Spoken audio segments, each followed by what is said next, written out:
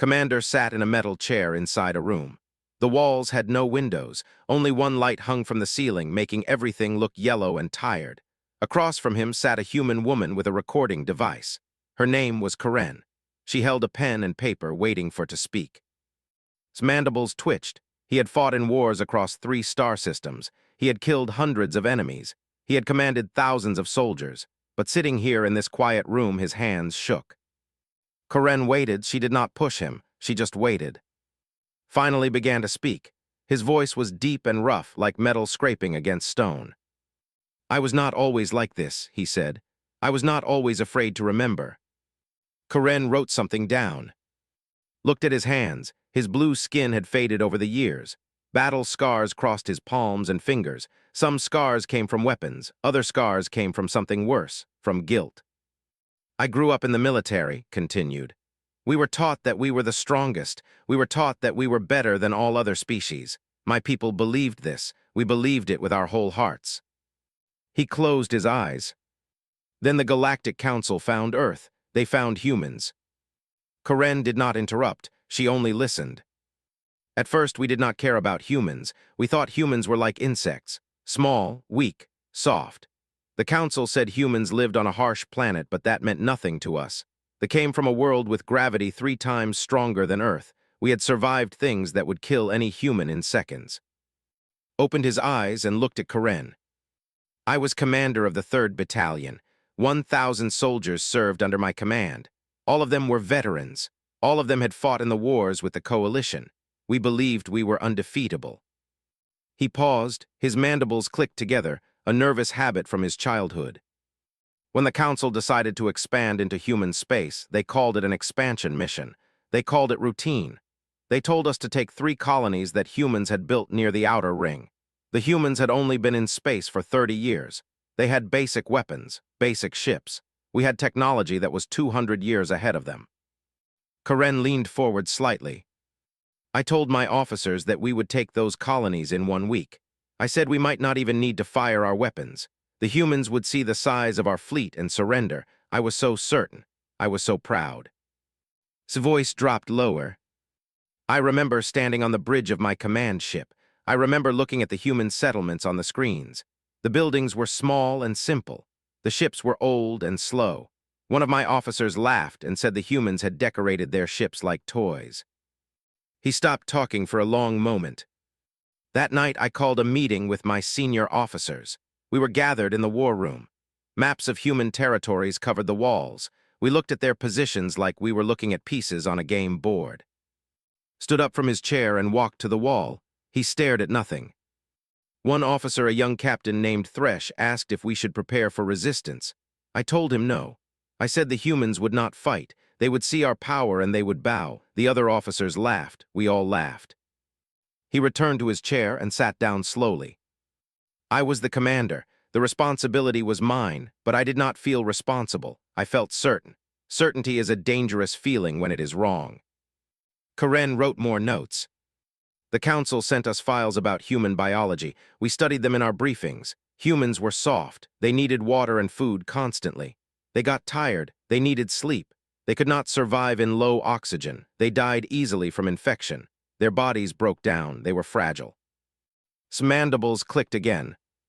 "We had weapons that could punch through armor 10 centimeters thick. We had soldiers with enhanced strength. We could see in infrared and ultraviolet. We could move faster than humans could react.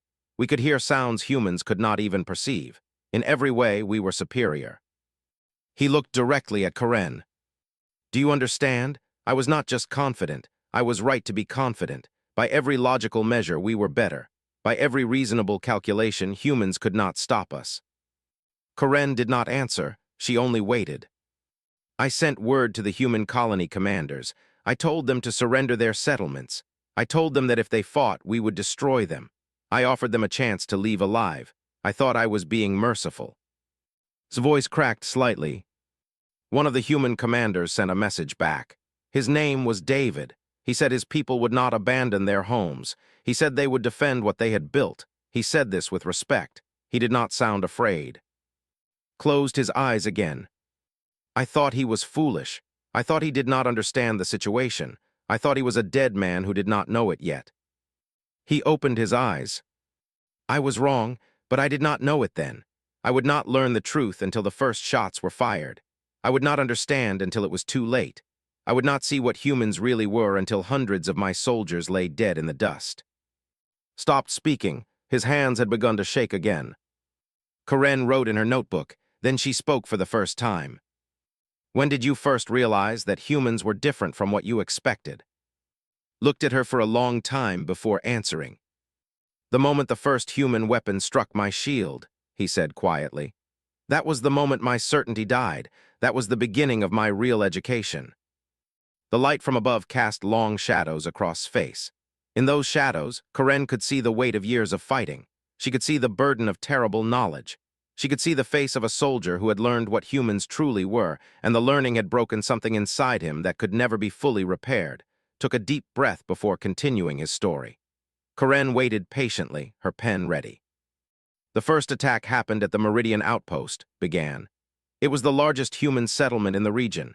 They had maybe 5,000 people living there, families, workers, scientists, people who thought they were safe. He rubbed his face with his hand. I sent 500 soldiers to secure the outpost. 500 of my best troops against 5,000 civilians and maybe 200 human soldiers. I thought it would take 1 hour. I thought the humans would panic and run. Stood and walked to the wall again. The human commander, David, he did something unexpected. Instead of defending the settlement itself, he pulled his soldiers back to the hills surrounding the outpost. He gave up the high ground and retreated. My officers thought this was surrender. They thought David was running away. He turned back to face Karen. I was wrong to laugh at him.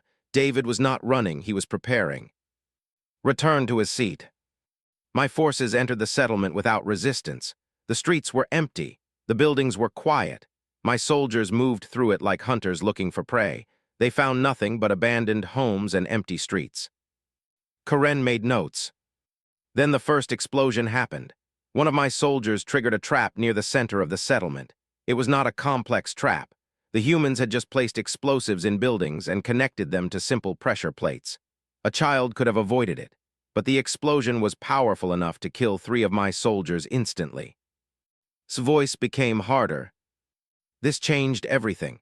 My soldiers stopped moving slowly. They started moving with anger. They started searching the buildings more roughly. They found more traps, not many, but enough. Every trap killed or hurt someone. He paused. My officers wanted to destroy the entire settlement. They wanted to level every building and kill every human in sight. But I would not allow it. I was still convinced that David was making a tactical mistake. I thought the humans were desperate and cornered. I thought they would soon surrender. Karen looked up from her paper. So what did you do? She asked. I sent soldiers into the hills to hunt David's forces, said. I sent them with orders to capture, not kill. I wanted David alive. I wanted to show the humans the face of their defeat. He closed his eyes again. That was my biggest mistake of the day. Opened his eyes and stared at the ceiling. David had positioned his soldiers on the high ground in a way that looked bad for them, but it was actually perfect.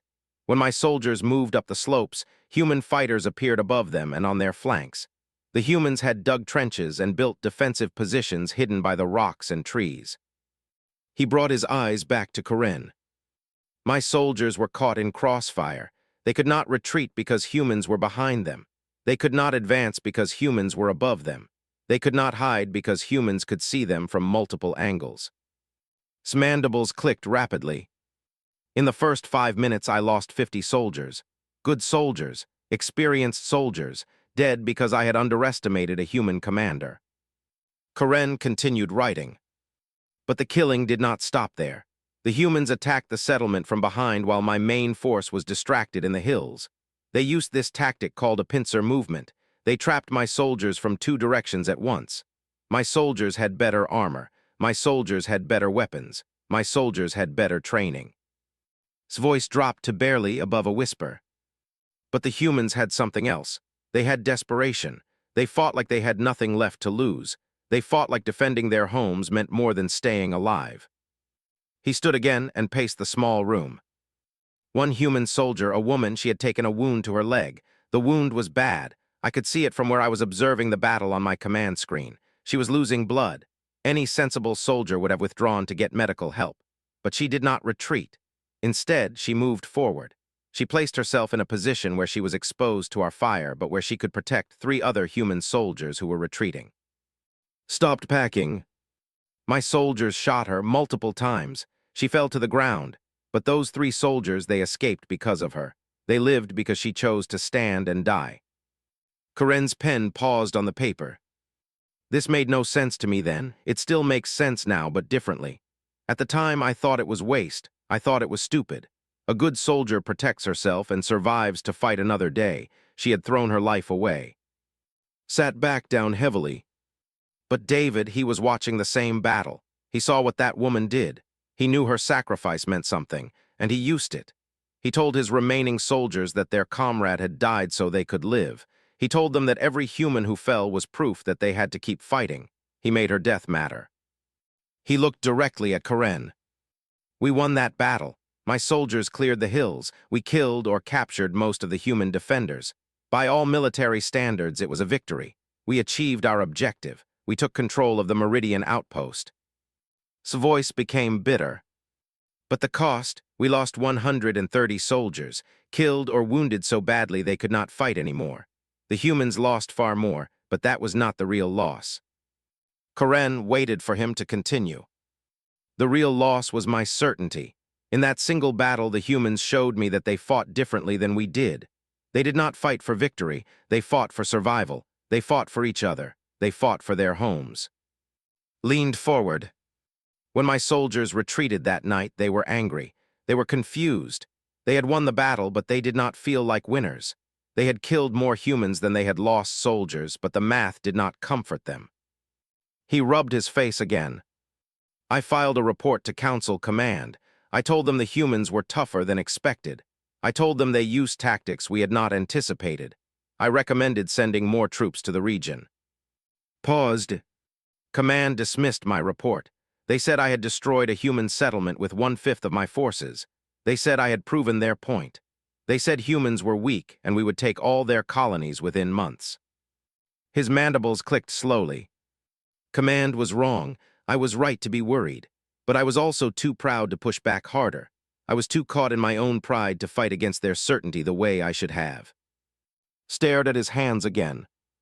That night I stood in my quarters and looked at the battle reports. I saw the names of the soldiers I had lost. I tried to convince myself it was a successful operation. But somewhere inside me, in a part I did not want to listen to, a voice was telling me the truth. He looked at Karen one final time. The voice was telling me that we had made a terrible mistake. The voice was telling me that the humans were not finished. The voice was telling me that everything was about to change, breathed slowly before starting again. Karen could see the effort it took him to continue. After Meridian, everything changed, said. The Council sent me 5,000 more soldiers. They sent supply ships and weapons. They sent commanders to coordinate a larger invasion. They treated the human situation like a minor problem that needed to be solved quickly. He shook his head. The humans, they did not scatter. They did not panic. Instead, they united. Colonies that had competed with each other suddenly worked together. They shared weapons and strategies. They sent soldiers to help defend other settlements. They created a network of resistance that spread across 3 systems. Karen wrote faster. I was given control of the entire campaign. Command told me to eliminate human resistance by any means necessary. They told me to secure all human colonies within 200 days. They told me there would be promotions and honors for victory. His voice became flat. I should have refused. I should have told them the truth. I should have warned them that humans were not like other species we had fought, but I did not. I wanted the promotion. I wanted the honors. I was still too proud. He stood and walked to the corner of the room. The war spread across 4 systems. Thousands of soldiers died. Tens of thousands of humans died. Every battle showed me something new about humanity. Every victory felt more like defeat. Spoke more quickly now, like he needed to get the words out. There was a human named. She was a soldier under David's command. During an assault on a station near the planet called New Haven, fought on the forward line. My soldiers hit her with a plasma weapon. The weapon burned through her armor and destroyed her leg below the knee. Karen's pen stopped moving. Any sensible warrior would have called for help. Any sensible warrior would have retreated to medical support. Did not. She dragged herself forward. She positioned her broken body where she could give covering fire to her squad. She kept fighting even as she was bleeding to death. His voice cracked. My soldiers killed her. They had to. She was too dangerous to leave alive, but before she died, her squad escaped. 11 human soldiers got away because held the line. He turned back to face Karen. Her commander, David, he saw it. He always saw it. He would give speeches after these events. He would tell the other humans that had died so they could live. He would say that every sacrifice mattered. He would make meaning out of death in a way that made my soldiers uncomfortable. Sat back down. Then there was, commanded a settlement on the moon called Base. My forces surrounded the base with 30,000 soldiers. We had orbital support. We had advanced weapons. We had everything needed to destroy the base in hours. Karen leaned forward. Could have surrendered. I offered him this choice. I told him that if he gave up the base, the civilians could leave alive. I told him his soldiers could lay down their weapons. I told him everyone could survive. His eyes grew distant. Refused. He said he would not abandon the families in the base. He said that the humans on had built something that mattered. He said their lives meant more than his surrender. He paused. Knew he was going to die. He knew his soldiers were going to die. He knew the base would fall. But he also knew that if he fought hard enough, he could buy time for the civilians to evacuate on transport ships. Rubbed his temples. So fought, he had only 500 soldiers. I had 30,000. It should have been over in one day, but used the base like a fortress. He positioned soldiers in every section. He made us fight for every corridor, every room, every centimeter. His voice became hard. It took 11 days. 11 days of fighting in the corridors of that base. We lost 3,000 soldiers, 3,000 of my best troops dead or wounded to take a single base. Karen did not write, she just listened. In the end, was cornered on the command level. My soldiers found him surrounded by the bodies of his own troops. He had a pistol in his hand. He had shot himself rather than be captured. His final act was choosing how he would die. Stood and walked to the wall again. The civilians escaped. 17,000 of them got away on the transport ships while held the base. 17,000 humans lived because one commander refused to surrender, because one commander chose death over abandonment. He pressed his forehead against the cold metal wall. My soldiers brought back reports of the base. They told me about the trenches had dug in the corridors. They told me about the wounded humans who kept fighting even though they could barely move. They told me about soldiers who used their own bodies to block doorways so others could escape. Turned back to Karen. And my soldiers were breaking. This is what people do not understand about war. You can lose battles and still win wars. But you cannot kill soldiers who are willing to die for something greater than themselves. You cannot defeat an enemy who values something more than their own life. His mandibles clicked slowly. My commanders did not see this weakness forming. They only saw that we were winning. They only saw that human colonies were falling. They only saw casualties, and we had fewer casualties than the humans did. Sat down again. But I saw the truth. I saw my soldiers sitting in their quarters, staring at nothing. I saw them questioning orders. I saw them struggling to understand why humans chose death when they could choose surrender. Karen finally spoke. When did you realize that the humans were winning? Looked at her directly. I did not realize it yet, he said. I was still too blind. I was still too caught in the war to see what was really happening. I was still too much of a soldier, following orders instead of thinking about what those orders meant. He leaned back in his chair. But the signs were there. In the way my soldiers looked at each other. In the way they spoke about the humans with something that sounded like respect. In the way they started to break under the weight of what we were doing to people who fought so hard for what they believed in. Closed his eyes. The worst was still coming. The moment that would change everything was still ahead. But in this time, in these battles with and David, I was learning something that my training had never taught me. His voice dropped to barely a whisper. I was learning that strength is not measured in weapons. Strength is measured in will. And the humans had a will that no amount of technology could break, stopped speaking for a long time. Karen waited. She could see that this part of the story was the hardest to tell. Finally spoke again. His voice was different now. It was broken. There was a settlement called Haven Valley, he said. It was not a military target. It was a place where humans had gone to build a new life away from the war. There were families. There were schools. There were gardens where humans grew food. Karen's pen was still. Our intelligence said that resistance fighters were hiding there. Our command said the fighters were using the civilians as cover. Our orders were to destroy the settlement and eliminate everyone inside. Closed his eyes. I should have questioned the order. I should have sent scouts to verify. I should have done many things differently, but I did not. I was tired of the war. I was tired of losing soldiers. I wanted to finish it. He opened his eyes and looked directly at Karen. I gave the order to attack. The room became very quiet. The settlement had no weapons. The humans there were mostly farmers and engineers. The few soldiers there were not trained for real combat. They were local militia, not regular army. They stood no chance. His voice became mechanical, like he was reading from a report. We attacked with bombers and ground troops. We killed everyone we found. We destroyed every building. We burned the gardens. We erased Haven Valley from the planet. He stopped. When it was over, I reviewed the footage. The command center sent me video of the operation. I watched soldiers searching through burning buildings. I watched them shoot people who ran from the flames. I watched them execute prisoners. Pressed his hands against his face. And then I saw something that I will never forget. There was a child, a human child, maybe 7 years old. She was standing in the wreckage of a building. She was crying and calling for her mother. One of my soldiers found her. I thought he would take her prisoner. I thought he would follow protocol. His hands dropped to his lap. Instead, he killed her. Karen made no sound. She made no movement. She only waited. I watched that moment again and again. I watched a human child die because I gave an order. I watched a young life end because I wanted to win a war. His mandibles did not click. He sat very still. That night, I called a meeting with my officers. I told them that the settlement had been cleared. I told them the resistance fighters were dead. I told them we had achieved a great victory. His voice was hollow. The officers celebrated. They talked about promotions and commendations. They talked about how this victory would break the human resistance.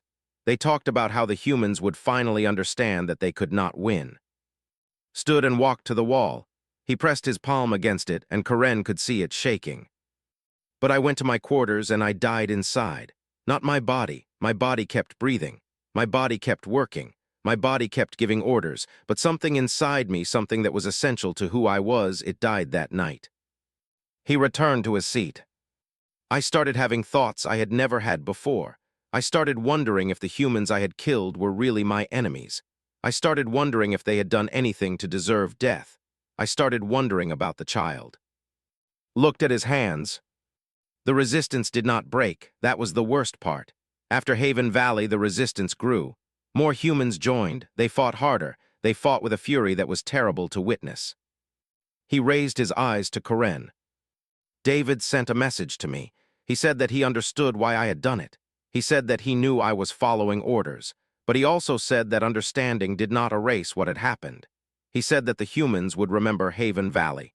He said that they would make sure I remembered it too. His voice shook. And he was right. I will always remember it. I will always see that child's face. I will always hear her calling for her mother. Karen set down her pen. My soldiers started to fall apart. The unity they had when we were fighting battles, it was gone.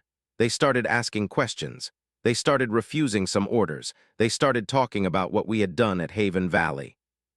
Stood again and walked to the corner, where he stood facing the wall. Some of my senior officers wanted to execute soldiers who were questioning orders. They wanted to maintain discipline through fear. I refused. I could not do it. I could not kill my own people for having doubts about what we were doing. He turned back to face Karen. My superiors on the council started to notice. They noticed that I was hesitating. They noticed that my troops were not as efficient as they had been. They noticed that something was wrong with me. Returned to his chair and sat down heavily. They sent an investigator to study the campaign. A cold woman named Rector. She looked at all the reports. She watched all the footage. She talked to my officers. He paused. Rector told me that I was becoming weak. She told me that pity for the humans was a disease that was spreading through my command. She told me that I needed to execute anyone who doubted. She told me that mercy was the enemy of victory.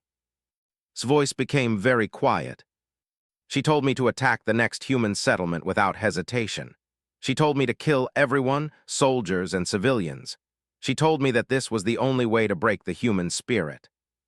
Karen was still writing, but slowly. And I was going to do it. I was going to give that order.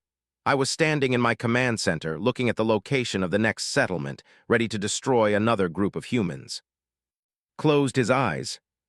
But then I thought about David. I thought about dying for her squad. I thought about holding the line to save civilians. I thought about the child calling for her mother. He opened his eyes. And I understood something. I understood that if I gave that order, if I killed more humans to try to win this war, I would lose my final piece of humanity. I understood that the only thing worse than what I had already done was to keep doing it. Looked directly at Karen. That was the moment everything changed. That was the moment I stopped being a soldier and started being a man who was ashamed. He leaned back in his chair. That was the moment I realized we were not fighting an enemy. We were destroying a people who were better than we were. And if I let it continue, if I kept giving those orders, then I was the monster, not them.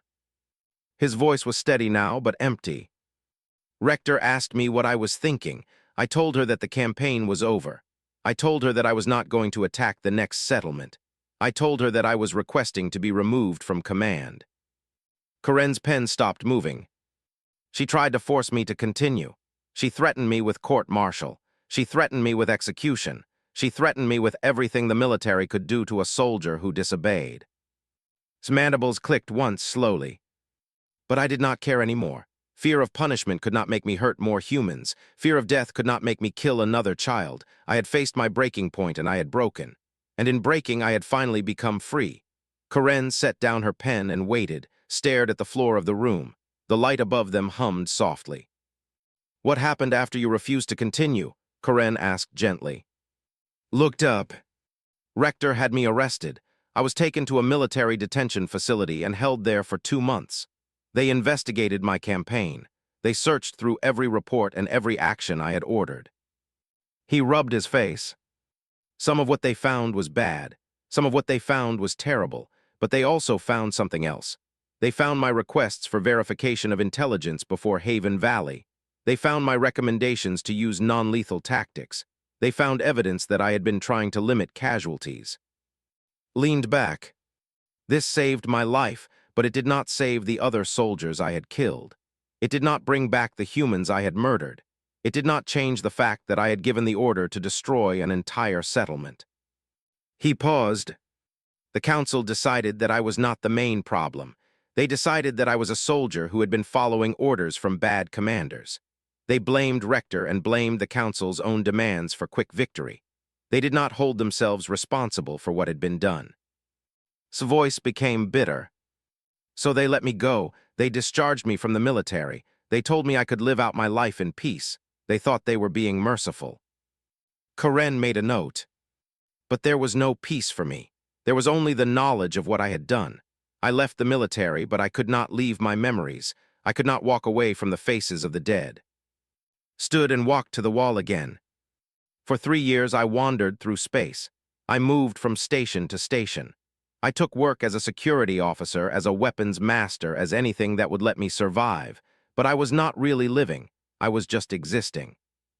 He turned back to Karen.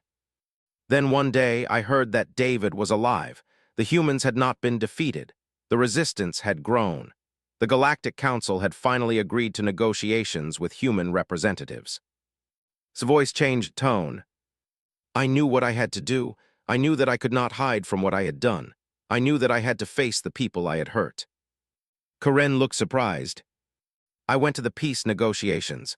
I found David in a conference room on a neutral station.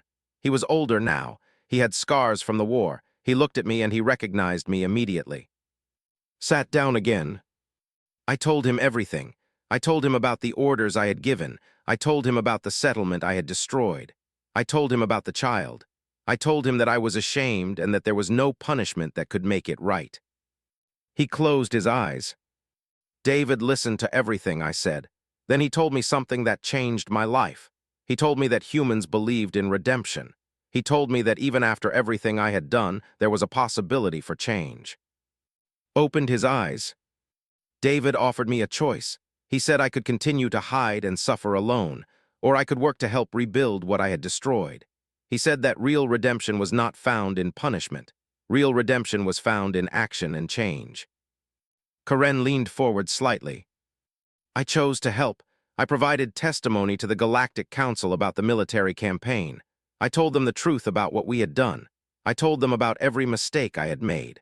Some council members wanted to execute me, but David and the human representatives argued for mercy. They argued that I had changed and that I could still be useful. Paused. The council agreed to let me live. They agreed to let me help with the reconstruction of human colonies. I was assigned to work on rebuilding Haven Valley. His voice became very quiet. When I arrived at the ruins of that settlement, I wept. I wept for every life I had taken. I wept for the child who had called for her mother. I wept for the soldiers I had lost. I wept for the commander I had been. He looked at Karen directly. I spent 5 years rebuilding Haven Valley. I worked with humans who had lost everything. I lived in temporary shelters while I helped build new homes. I listened to their stories and their pain. His mandibles clicked slowly. Some humans could not forgive me. Some refused to work with me or speak to me. I understood their anger. I accepted it. I worked anyway. He continued. But some humans showed me something different. They showed me mercy. They showed me forgiveness. They showed me that redemption was possible if a person truly committed to change. Stood one final time. I met a family named the Mitchells. They had lived in Haven Valley before the attack. They had lost their home and almost lost their lives, but they survived. They returned to the settlement to rebuild. He walked slowly. They allowed me to help build their home. For months, I worked alongside them. Thomas was the father. Mary was the mother. They had 2 children and Lisa. Lisa was the same age as the child I had seen die. His voice trembled. One day, Lisa asked me why I worked so hard. She asked why an alien soldier would help humans he had once fought. I told her the truth. I told her that I was trying to become someone who deserved forgiveness. He returned to his seat. Lisa thought about this for a long moment.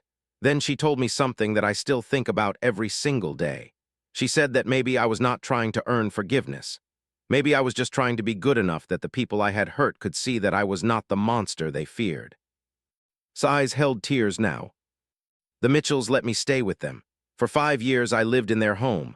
I became part of their family. Thomas taught me how to build things. Mary taught me how to cook human food, taught me how to laugh. Lisa taught me that forgiveness was possible. Karen watched as composed himself. When the rebuilding was done, I stayed in Haven Valley. I did not return to the worlds. I did not try to reconnect with my own people. I chose to stay with the humans who had accepted me despite everything I had done. Looked directly at Karen. I work as a builder now. I help repair homes. I help dig wells. I help grow food. I do simple work with my hands, and it means more to me than commanding an army ever did. He paused. David comes to visit sometimes. We talk about the war and about what we have learned. He told me something that I want to share with you. Karen waited. David said that humans knew they were stronger. Humans knew we had better weapons and better technology, but humans fought anyway because they understood something important. They understood that some things are worth dying for. They understood that a home is worth defending. They understood that other people are worth sacrificing for. His voice became strong. And David said that what defeated us was not human weakness. What defeated us was human strength. The strength to choose compassion. The strength to show mercy to an enemy. The strength to forgive someone who had tried to destroy them. He sat very still. I was taught that strength is measured in weapons and power. I was wrong. Strength is measured in character and choice. The humans I fought against were stronger than I could have ever imagined. And by working with them, by choosing to change, I have finally become strong in the way that matters. Karen wrote the final note. I am still ashamed of what I did, said. I will always be ashamed. But I am no longer afraid of that shame. I use it to remind me of who I was and why I had to change. He looked at the recorder. If anyone listening to this thinks they are too far gone to change, I tell you this. I ordered the destruction of an entire settlement. I authorized the killing of civilians. I caused suffering that will echo through generations. And still, humans offered me a chance to become better. Still, they showed me redemption was possible. His voice was steady. There is no situation so dark that change is impossible. There is no crime so great that a person cannot work to become worthy of forgiveness. But this is not about deserving forgiveness. This is about choosing to be someone that good people can respect. This is about choosing to spend your life making things better instead of worse. He sat back in his chair. That is what I have learned from the humans. That is what broke me and rebuilt me. That is what I hope others will understand from my story. War is terrible. Killing is terrible. Destruction is terrible. But redemption through work and genuine change is possible, and that is beautiful beyond measure. The light above them continued to hum softly. Karen turned off the recording device. The interview was complete, had told his story. Now the world would decide what it meant.